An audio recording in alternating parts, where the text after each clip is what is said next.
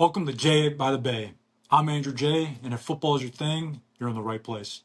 Every episode, I'm diving into the latest NFL and college football news, discussing stories that matter most, and taking a closer look at what's happening around the sport we all love.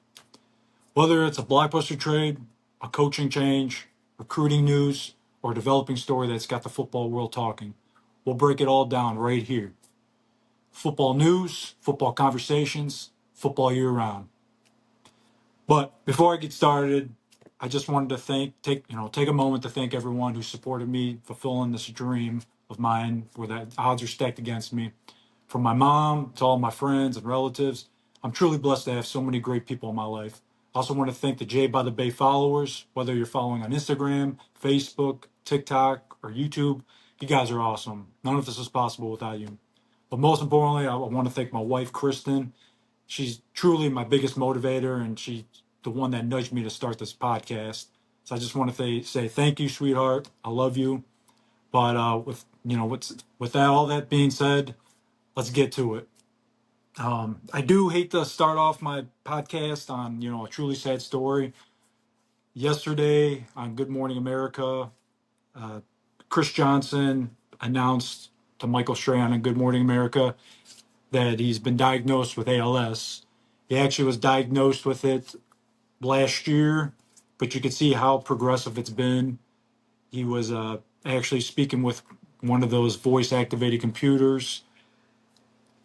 Just, I mean, the one big thing that I could really take away with it is just it's so remarkable. Something so like, I mean, it really, it's a tragedy. It's just such a terrible disease, and how strong he still is. Being on there, his wife Brittany was also on there during the interview, but he basically he just said that ALS changed my body and what I can do.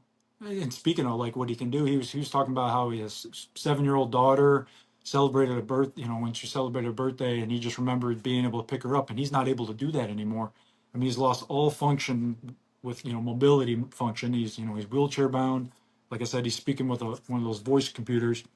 But just yeah, he said he just how he said that ALS has changed what I can do with my body, but he said it hasn't changed Chris Johnson, and that it truly makes you feel so grateful for everything that you have. I mean, it really makes you stop. If we all have bad days. We pout, we whine, and I am guilty of this. You ask my wife Kristen. She'll tell you I whine every single day, and you know, I won't say I always feel sorry for myself, but yeah, I feel sorry for myself some days. But it just look at like Chris Johnson like that. Just we really should be grateful, but I think we could learn a lot from a guy like him. But I also just I want to take this moment to just think about just how great of a football player he was. Just I remember when he got drafted in 2008 by the Titans. It was kind of a shocking pick. He's a fifth. I believe he was the fifth running back taken in the first round that year, and he came out on the scene just immediately, just immediate impact player. It's a shame it was that one season, that first his rookie season with Tennessee, where they went 13-3. That was the only season he ever was in the playoffs. So it's just a shame that they were never able to build around him. But yeah, those first 6 seasons when he was in Tennessee, I mean, he was just unbelievable. I mean, just some of the stuff. He was the 2000 in his second season, 2009. He was a NFL Offensive Player of the Year. He was a 3-time Pro Bowler. In that second season, he was the NFL rushing yards leader. He was the first team All Pro. Just a magnificent athlete. Just whether it was running the ball, catching the ball out of the backfield. I mean, he was truly explosive, and it was just. I mean, it was a pleasure just being able to just in my time of age, just being able to watch him play. I mean, it really was something. He was something to watch. But just yeah, just devastating news. I mean, I don't want to look at it like we're remembering him. He's still with us, and I think we could really learn and take away a lot from it. And I always say God gives his toughest challenges and paths, and obstacles to his greatest warriors. And I think Chris Johnson is you know, he is he's a testament of that. So yeah, gotta be with Chris Johnson and his family, and you know, thoughts and prayers with him, man. Just always with him, man. But just transitioning a little bit, just going over the Brendan Sorsby news. So it was directed by the NCAA. They said basically no, this isn't going to happen. And then all these teams were telling Texas Tech basically, we don't want to play you. And then basically Texas Tech was like, look, guy, you know, we thought we could make it work, but none of these programs, none of these teams like the Texases, the Oklahomas, they don't want to play us. So it's making the program suffer. So they basically like, bye bye. Then immediately after that, that's when he applied for the NFL supplemental draft. Of course, he had to submit that at a certain date. And all the outlets were saying, I remember ESPN was saying it. I think I saw Yahoo Sports. It looked like that they were going to approve his application, and sure enough, they did not. So that was basically like, okay, that's not saying he can never play in the NFL again, but his chances of playing in the NFL in the 2006 season, that was shot. It might have actually been one day after that. Then the CFL came, the Canadian Football League said, you're not coming here. But then it just broke. I think it just came out not even 24 hours ago. The UFL might be his only option to playing football, professional football this year. And I believe it was the Dallas Renegades owner said something on X like, "Hey, we're a team of opportunities. Come here." So it sounds like the UFL might be an option. I don't know the whole details of it. Who knows? Maybe tomorrow or a week from now or whatever, they might end up coming through and saying you're not playing here either. But right now, at least for the NFL, Sorsby's going to have to wait until the 2027 NFL draft to even have a shot at playing, at the top level in the NFL. But yeah, I really hope that Sorsby, I'm a believer in second chances, but I think with all this going on, the NFL is just saying, this is zero tolerance. Sometimes you just have to make an example out of people. I'm a true believer of that. I'm not saying that nobody deserves second chances, but I think what a lot of people can learn, not just these young athletes, the young rookies entering the NFL. I think a lot of these veterans can learn a lot from this. Like, hey, the NFL means business. We're not going to deal with this gambling thing. So if you're doing it, you're done. So this is the NFL showing zero tolerance. Even the CFL, zero tolerance. So I hope that whether Sorsby does go to the UFL and play a year, whatever he does this year, I hope that he just takes time to you know, work on himself. I know I'm sure he's not going to go sit on a couch somewhere. He's obviously going to be, whether if he's playing or not, or he's going to be obviously practicing, training, doing all that. I hope he takes his time to just really work on himself, because I'm sure he's not a bad guy. Just you can't gamble and play. You can't. So hopefully this is the start of this, because it really does it tarnishes the sport. Not only just football, just everything. Whether it's baseball, basketball, hockey, whatever. And they really do need to start doing this. The NBA did it with John Tay Porter, a year or two back, brother Michael Porter Jr. They banned him for life. And they came down with a hammer. Like, Adam Silver, that's when I actually started becoming an Adam Silver fan. Just because you have to do that.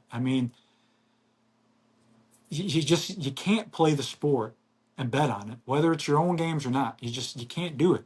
So, hopefully this is the start of, kind of going in the right direction. Again, I'm with Sorsby. I wish him the best of luck. It's not the end of the world. Just you got to be better, man. But let's shift gears. Let's Brandon Aiyuk. I'm sure everybody's seen the videos. I think it's been 2 days since the guy has posted anything.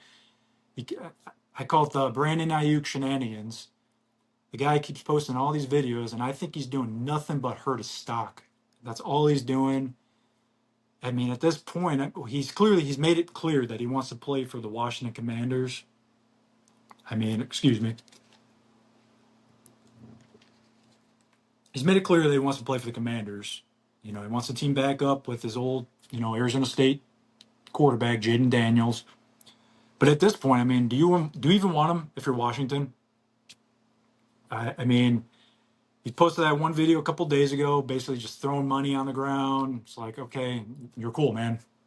Okay, the 49ers gave you all this money, and then it comes out that he just fired his agent, said something that he was fired him way back, but that wasn't even the case. I guess it just came out Friday night that he's not represented anymore. But it sounds like he's blaming his agent of everything that's unfolded. It's like, dude, just take accountability. Just we get it. Like you're a talented guy. Mentioning talent. I mean, he was a second team All Pro in 2023. But it's like we get it. You're talented. You could play football.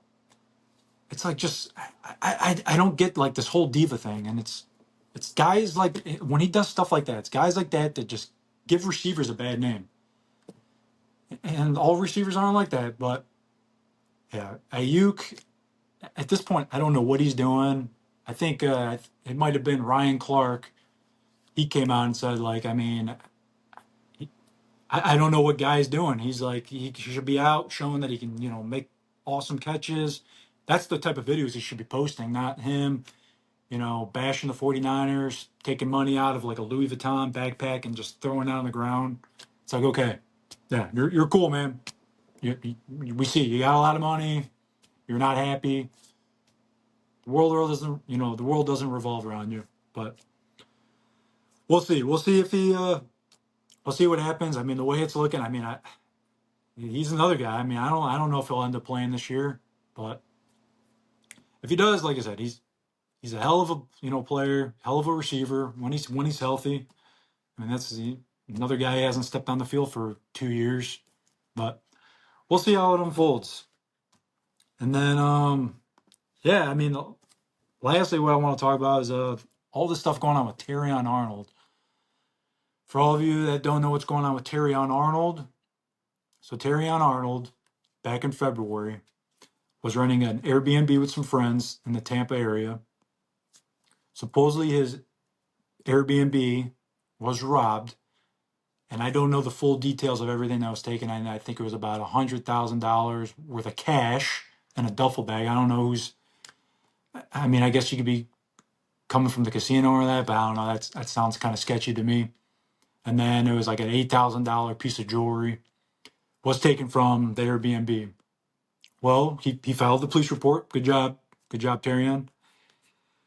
But it was then an investigation, but he decided to take matters into his own hands. He thought it was an inside job. I believe he thought that the Uber driver was in on it.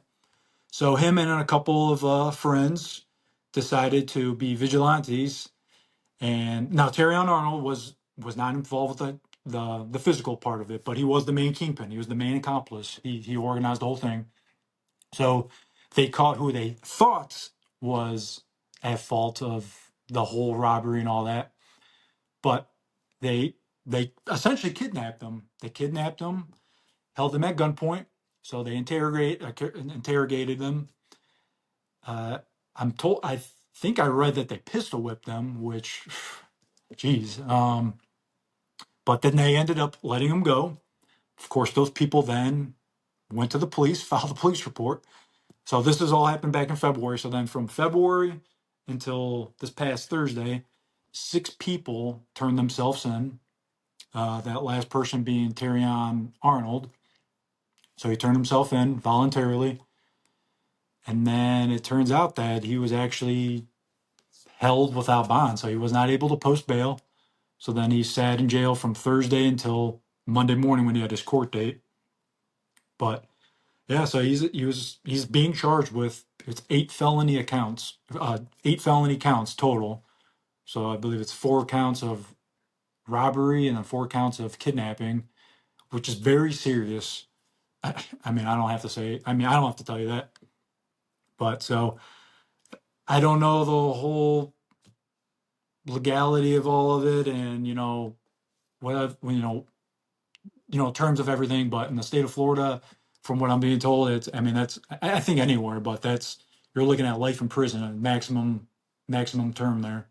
So, but he did yesterday on Monday. He did post a $1 million bond, and it was looking like all the stuff that he'd be allowed to report to training camp. But then a couple hours later, what do you know?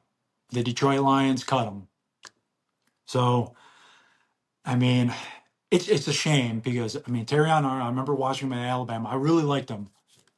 He didn't always have like the flashy stats, but I keep saying he is a talented defensive back. But yeah, 24th overall by Detroit, made an impact. Instant starter. He was injured a little bit. He was injured last year. I think he played a total of 8 games. But Detroit's like, we don't want anything to do with it. We don't want the circus. I mean, the way it's unfolding. I mean, you're talking about life in prison. To me, that sounds like it's going to get a lot worse before it gets better. And I would say it's probably hearing that it sounds like he's probably not going to be playing this year regardless. So Detroit's like, we're sorry, man, but yeah, this is a no go. So they cut him, but yeah, Terrion Arnold. Again, I believe in second chances. He's a young guy. I think he's only 23 years old. Hopefully, this is a learn lesson, man. You can't do this stuff. I think I don't know if he's just watching too many movies. I mean, I seen on his, on his social media page, he's a man of God. I'm not saying that, people can't do dumb stuff when they're Christians and that, we're all guilty of some stuff, not to this degree, but, yeah, hopefully we'll see how this whole thing unfolds. It's not looking good. For the sake of him, I hope that this is a major reality check. It's like basically you can't do this type of stuff and get away with it. It's just nobody. I mean, I don't care if you're an NFL player. I don't care if you're an average Joe. You can't get away with this type of stuff. But we'll see. But yeah, so I mean, Detroit essentially, yeah, they're just. I mean, I'm not taking it like. I mean, we're talking about a guy's livelihood, but I mean, Detroit. I mean, they have the defensive backs. I mean, they have Rock Yassin, who they just brought in. Or they had actually on their roster. They brought in Roger McCreary, who was with the Rams. They actually got Keith Abney the second, who I thought was like a second, third round grade type of player. They ended up nabbing him in the 5th round of the draft this year. Ennis Rackshaw Jr. was a second round pick in 2024 by them. But any number of those guys can play on the opposite side of DJ Reed. So, but yeah, like I said, I'm not taking, I don't want to be, insensitive to the situation, but, hopefully Terrion Arnold, he learns from this, but he's got a little bit to go before this this all gets better. But anyways, that's gonna do it for the first episode of Jay by the Bay. Thank you so much for everyone who's listening and watching. I promise you these episodes are gonna get better. I know it's gonna be a lot of fun. I know that you're gonna love them. But again, I want to thank all my followers already. On Instagram, Facebook, TikTok, YouTube. I can't thank you guys enough. None of this is possible without you. So I thank you from the bottom of my heart. But yeah, this is gonna be a lot of fun. But yeah, please subscribe if you really like this episode. Like I said, they're gonna get way better. I promise you that. But yeah, I'm gonna be dropping a new podcast every week. Eventually, I'm gonna be having a co-host with me, for debates as well. So yeah, it's gonna be a lot of fun, and yeah, I hope that you stay tuned and watch the next episode. Thanks for tuning in. Take care.